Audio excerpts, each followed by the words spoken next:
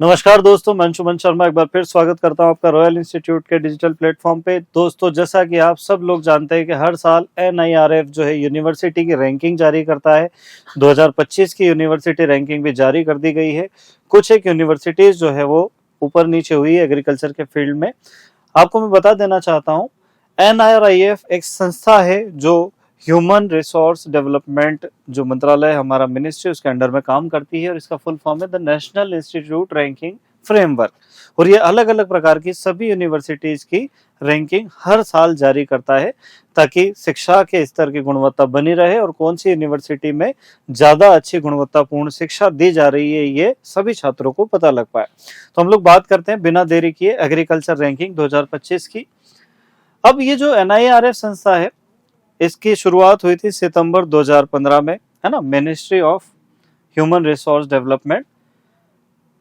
ये कौन कौन सी चीजों पे ध्यान देता है, तो खास करके फैकल्टी, जो भी sports facility, library, research papers और बहुत सारी चीजों को मिला करके ये लोग कंबाइंड रैंकिंग जारी करते हैं कि कौन सा इंस्टीट्यूट या कौन सी यूनिवर्सिटी स्टूडेंट्स के ओवरऑल डेवलपमेंट में हेल्प करती है। आप सब जानते हैं आईसीआर का रैंक कार्ड भी आ गया है अभी, और आपको यूनिवर्सिटी चूज करने में काफी दिक्कत आने वाली है, तो उसके लिए आपके लिए एक सेपरेट वीडियो लाया जाएगा। पर जो बच्चे रॉयल इंस्टीट्यूट से पहले से नहीं जुड़े, उन्हें एक थोड़ा सा आइडिया हो जाए कि कौन कौन सी यूनिवर्सिटी की रैंकिंग क्या रही 2025 में।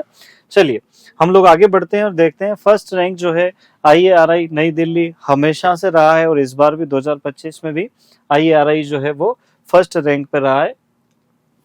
अब यहाँ पे बात आती है एकेडमिक कैपेसिटी कितनी है, तो ये 330 स्टूडेंट अंडर ग्रेजुएशन में लेना इन्होंने शुरू किया था, पर लास्ट ईयर से इन्होंने सिस्टम चेंज कर दिया है। अभी अंडर ग्रेजुएशन में स्टूडेंट्स को नहीं ले रहे हैं, पोस्ट ग्रेजुएशन में ही ले रहे हैं, और वो मामला अभी बीच में फंसा पड़ा है। तो आपको उसका जो भी रिजल्ट आएगा वो पता चलेगा काउंसलिंग के दौरान। अगर आपका यूजी में आईआरआई शो हो रहा है तो बहुत ही अच्छी बात है, नहीं तो ये पीजी में शो होगा। नेक्स्ट आते हैं हम लोग सेकंड रैंक पर। सेकंड रैंक पे आता है आपका एनडीआरआई, है ना, national dairy research institute, Karnal, Haryana.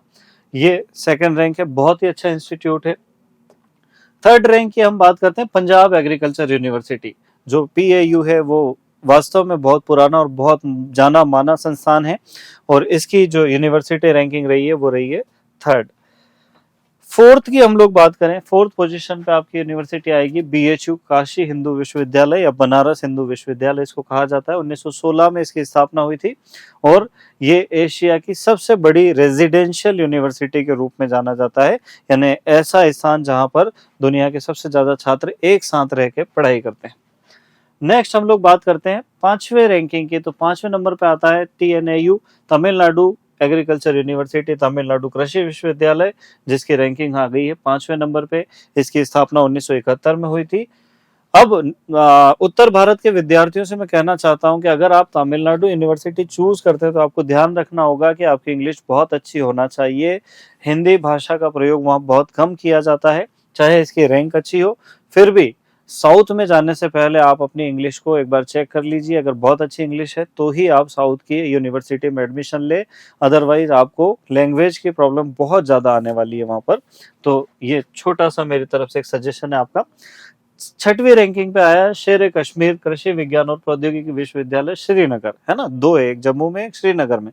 Srinagar वाला है 6 पोजीशन पे।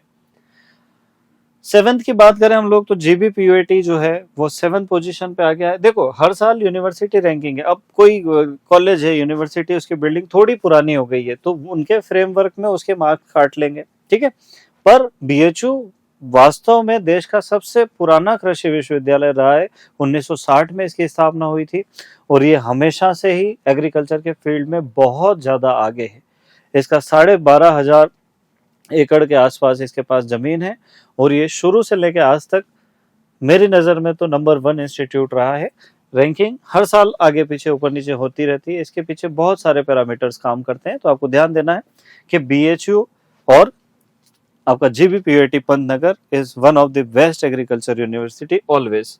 नेक्स्ट आते हैं हम लोग 8th पोजीशन की हम लोग बात करते हैं चौधरी चरण सिंह हरियाणा कृषि विश्वविद्यालय, है ना, हिसार हरियाणा में है।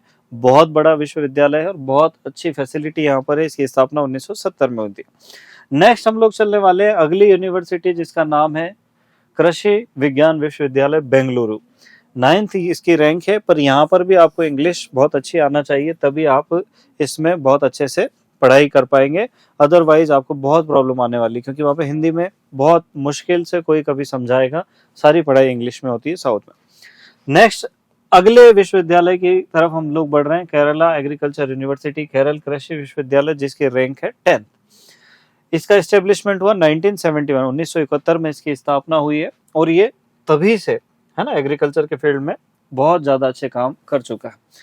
11th रैंक पे आता है आपका डॉक्टर राजेंद्र प्रसाद केंद्रीय कृषि विश्वविद्यालय समस्तीपुर, है ना, जिसको पूसा इंस्टीट्यूट पहले कहा गया था 1905 में, जहां पर IRI की स्थापना हुई थी, वो जगह समस्तीपुर।